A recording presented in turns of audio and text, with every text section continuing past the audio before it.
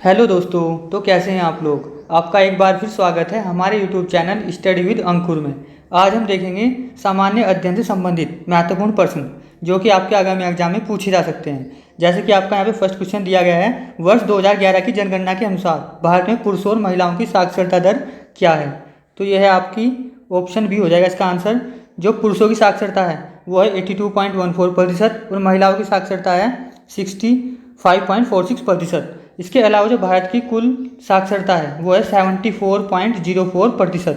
ये भी आप ध्यान रखते हुए चलेंगे। अब चलते हैं नेक्स्ट यहाँ पे आपका क्वेश्चन पूछा गया है, निम्नलिखित में से किसने राज्य के नीति निर्देशक सिद्धांतों की तुलना एक चेक से की है जिसका भुगतान बैंक की इच्छा पर छोड़ दिया गया हो। यानी कि पोस्टेड डेटेड चेक किसके द्वारा कहा गया है राज्य के नीति निर्देशक सिद्धांतों को। तो ये कहा गया है केटी शाह के द्वारा। आपको ये भी ध्यान रखना है जो नीति निर्देशक सिद्धांत हैं इनका उल्लेख भाग 4 में किया गया है।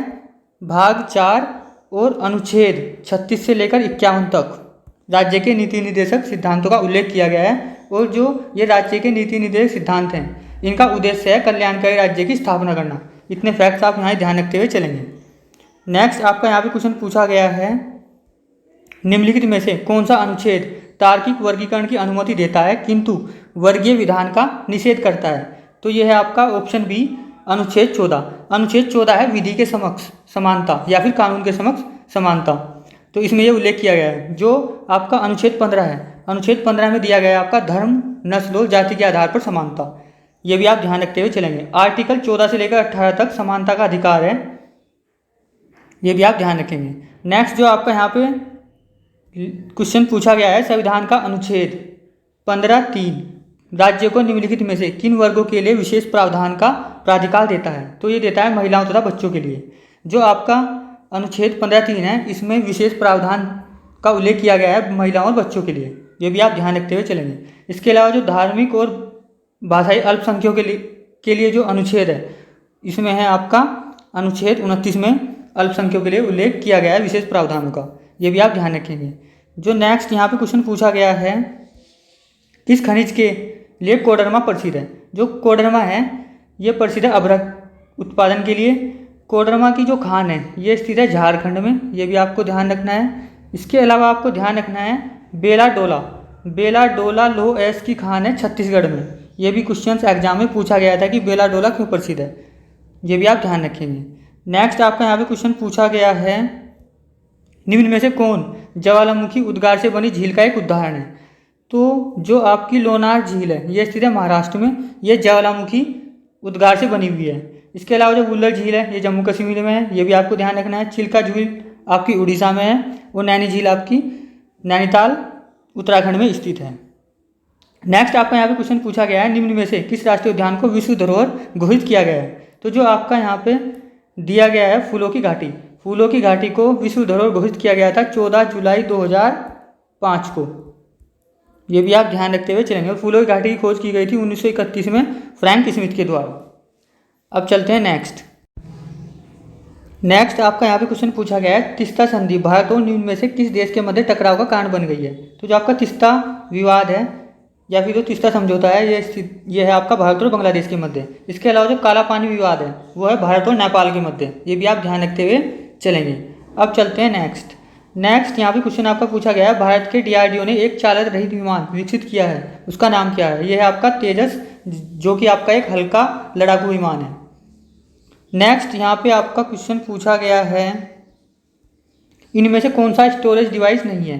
तो आप सभी को पता है जो CD है स्टोरेज डिवाइस है, DVD भी स्टोरेज डिवाइस है, आपका हार्ड डिस्क भी। जो आपका प्रिंटर है ये स्टोरेज डिवाइस नहीं है, ये भी आप ध्यान रखते हुए चलेंगे। और जो हार्ड डिस्क है सेकेंडरी मेमोरी भी कहलाता है। जो आपका प्रिंटर है आपका आउटपुट डिवाइस कंप्यूटर के अंदर। ये भी क्वेश्चन एग्जाम में पूछे जाते हैं।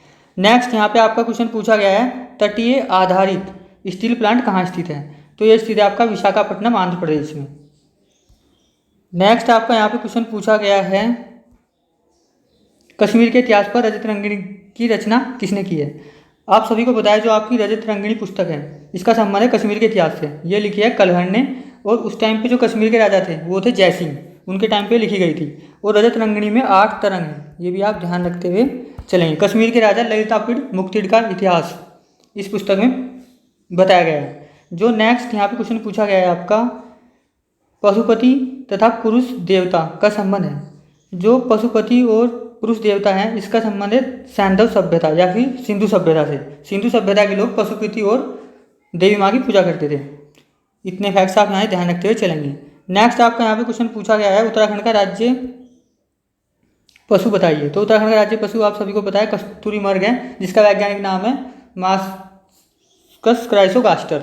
ये भी आपको ध्यान रखते हुए चलना है। राष्ट्रीय पक्षी है मोनाल, जिसका नाम है वैज्ञानिक लोकोफोरस इम्पीजेनस।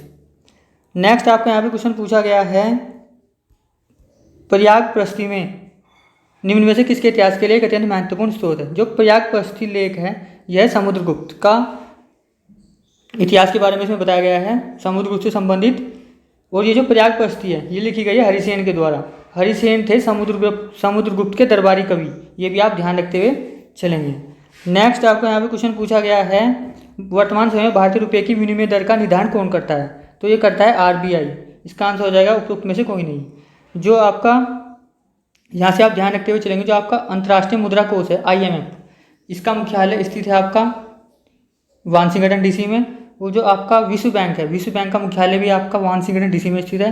अंतर्राष्ट्रीय व्यापार संगठन यानी कि WTO का मुख्यालय स्थित है जेनेवा में। इसकी स्थापना हुई थी 1 जनवरी 1995 को।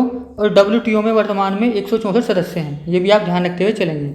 नेक्स्ट आपका यहाँ पे क्वेश्चन पूछा गया है, भारत का पहला म्यूचुअल फंड कौन सा है। तो ये है आपका UTI की स्थापना हुई थी 1 फरवरी 1964 को। इसका मुख्यालय स्थित है मुंबई में। ये भी आप ध्यान रखते हुए चलेंगे। और भारत की सबसे बड़ी जो म्यूचुअल फंड संस्था है वो भी है UTI।